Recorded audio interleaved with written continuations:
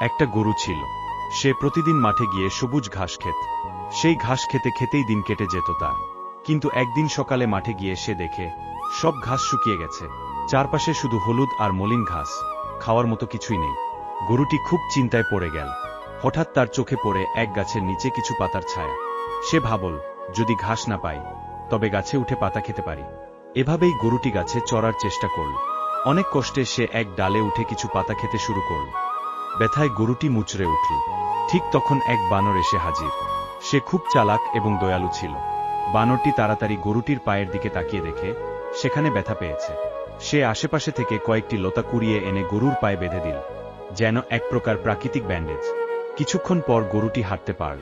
ব্যথা কমে এল, আর সে বানরটিকে কৃতজ্ঞ চোখে তাকিয়ে বলল, তুমি না থাকলে আমি কি করতাম। এরপর থেকে গরুটি আর গাছে ওঠার চেষ্টা করেনি। সে বুঝে গিয়েছিল, বন্ধুত্ব আর সাহায্য, এটাই সবচেয়ে